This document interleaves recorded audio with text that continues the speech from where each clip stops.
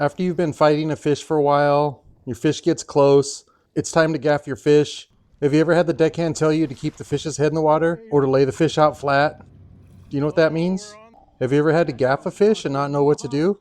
Well, maybe this video is for you. We're going to go over what to do if you're the fisherman and what to do if you're the gaffer. I've picked up these tricks from working on sport boats for a good part of my life, so hopefully they can help you.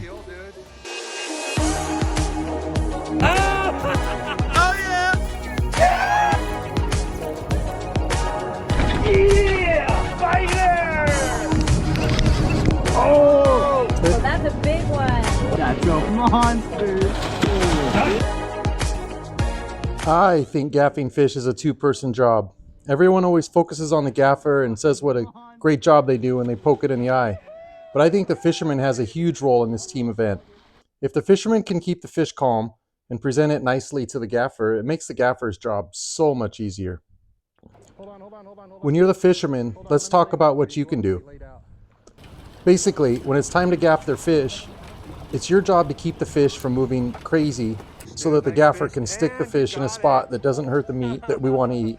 How do we do this? The first step's to start preparing before it's too late. You got to stay calm. Don't start pulling and jerking. That's kind of the first step. Now, picture the fish coming up, angled upward. You don't want the fish to continue that upward trajectory so that its head comes out of the water. Keep the head in the water. If the fish's head comes out of the water, the fish will freak out and move in all sorts of directions, and it really makes it hard to gaff. About 3 or 4 feet below the water surface, you want to start slowing down. Don't wind as much, don't pull up as much, so that the fish lays out horizontally below the surface by about 3 to 6 inches. At this point, if the fish is on its side, nice and calm, within reach and moving slowly, that's what we call laid out. The gaffer should have an easy job of sticking it in the right spot. Good job, nailed it. Be proud.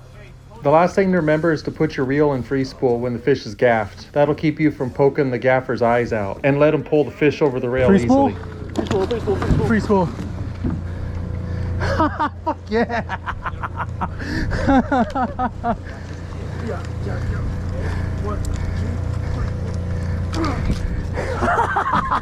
No around there, brother.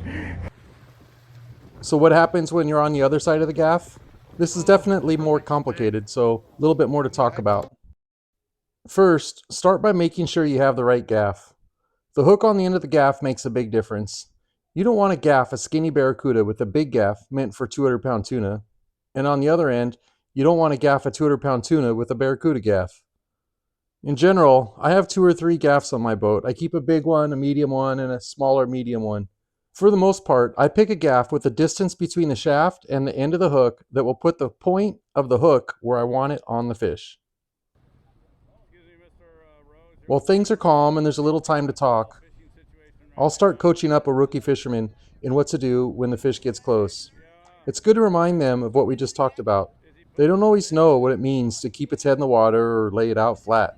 Coaching them up will help you make a better shot and save some of that good meat. I wouldn't grab the gaff too early.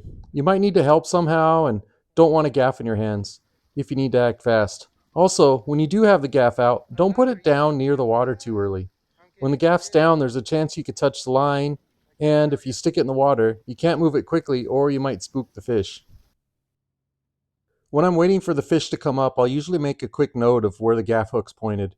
I'll usually keep it pointed down because gravity will help pull the gaff into position when you're coming in over the top of the fish. Once in a while, I'll change from this on weird angles or to stay out of the way of the line, but for the most part, I keep the gaff pointed down or towards the boat. That always helps you to remember where it's at, and also it's just good to have consistency. The worst thing you can do as the gaffer is hit the fishing line with the gaff and break the line. It would suck to be responsible for someone else's fish getting in the way. Oh, mother! Sorry, Lewis. With that said, always know where the line is and which way the fish is traveling. When you're getting the gaff into position to stick the fish, try to come behind the line. That way the fish is pulling the line away from the gaff instead of towards it. Now, if the fish is a little wild and in reach, a lot of times it's okay not to take the shot. Let the fish take another circle or let things calm down. This is a judgment call here because you don't want the fish to come unhooked or break the line either. But if you don't rush the shot, the odds of things going well are way better. Commit, and it's time to gaff the fish. Most fish, I aim for the head. I think the perfect shot is right in the eyeball. But it's a risky move because you're aiming near the line and you don't want to bust off someone else's fish. You got to lead your target by a little bit. How much depends on how fast the fish is moving.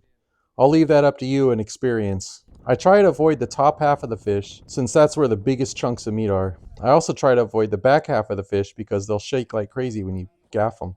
If the line's coming off the fish at a weird angle and I can't come in behind the line towards the head, sometimes I'll turn the gaff over and come in from the bottom for the gills or a belly shot.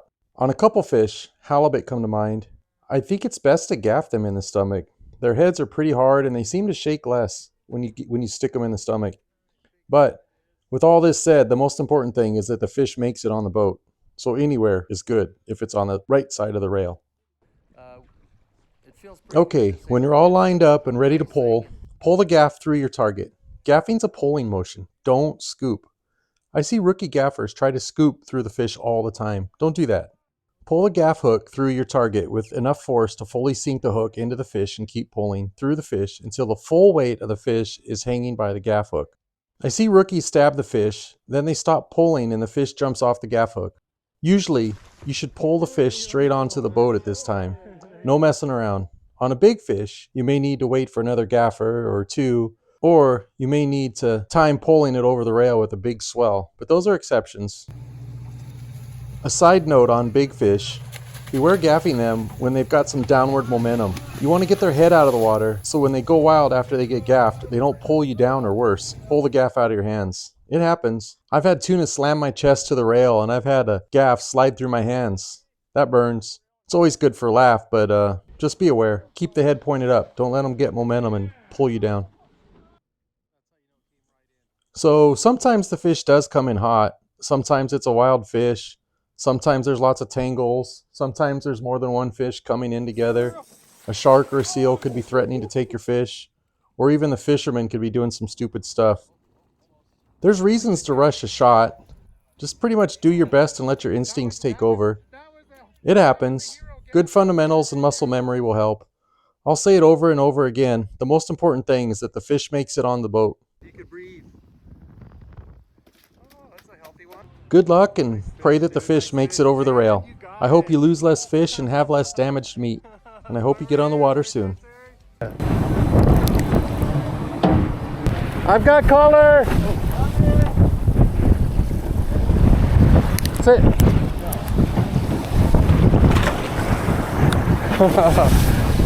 It's a two-person team to gaff a fish. I laid him out nice. Come on now. He was sitting there like a halibut, just waiting for you to stick. Hey, bluefins.